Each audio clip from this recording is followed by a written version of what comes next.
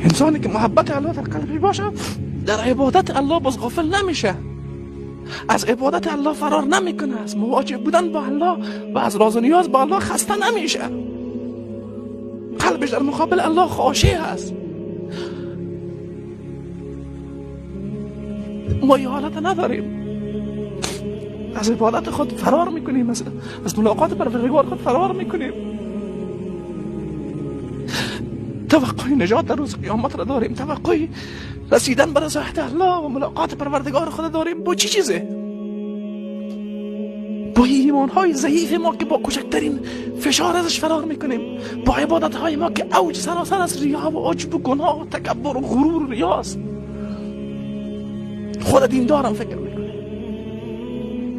چی چیز داریم؟ چرا از عبادت الله غافلیم؟